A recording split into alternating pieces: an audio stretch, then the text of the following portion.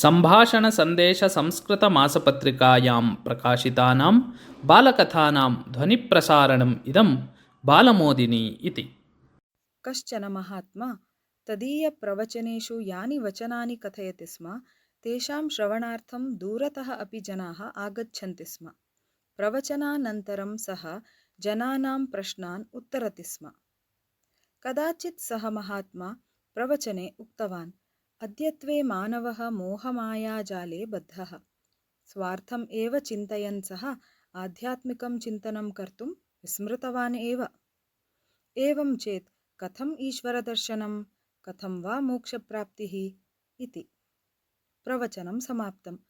कश्चन सज्जनः महात्मनम् उपसर्प्य प्रश्नं पृष्टवान्, भवान् ईश्वरादिविषये जनान् बोधयति, किन्तु भवान् स्वयम् ईश्वरदर्शनं कदापि कृतवान् इति।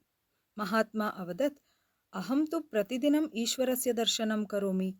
भवान् अपि यदि प्रयत्नं कुर्यात् तर्हि ईश्वरदर्शनम् अवश्यं प्राप्नुयात्। तच्छ्रुत्वा सः सज्जनः किञ्चित् उद्वेगेन उक्तवान्, अहं तु बहुभ्यः वर्षेभ्यः पूजां कुर्वन् अस्मि। अद्यावधि मया दर्शनं तु न प्राप्तम्। तस्य उद्वेगं दृष्ट्वा महात्मा मन्दस्मितं कुर्वन् उक्तवान्, ईश्वरस्य प्राप्तिः केवलं काचित् पद्धतिः न, अपि तु तत् शिल्पम्। श्रोतुः प्रश्नार्थकं मुखं दृष्ट्वा महात्मा कथनम् अनुवर्तितवान्, पद्धतिशिल्पयोः कः भेदः इति खलु भवतः प्रश्नः? वदामि तद्विषये। भवान् एकं भवनं निर्मातुम् इच्छति इति चिन्तयतु। तदर्थं केनचित् वस्तुतज्ञेन तस्य भवनस्य रेखाचित्रं मानचित्रं वा भवता निर्मापितव्यम्। रेखाचित्रे निर्मिते अपि तद्दृष्ट्वा भवान् भवननिर्माणं कर्तुं किं शक्नुयात्? नैव। यतः तत्र यत् लिखितं तद् भवान् अवगन्तुं न शक्नोति। तस्य अवगमनार्थं तदाधारेण गृहनिर्माणार्थं वा भवता अभियन्ता वा शिल्पी वा द्रष्टव्यः।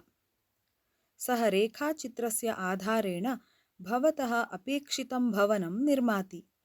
यतः सः तत् रेखाचित्रम् अवगच्छति। तत् चित्रं नाम पद्धतिः।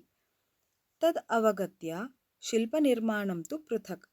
ईश्वरदर्शनस्य मार्गं सर्वे जानन्ति, किन्तु तं मार्गम् अवगत्य स्वकौशलम् उपयुज्य च ईश्वरप्राप्तिः नाम किञ्चन विशिष्टं शिल्पम्।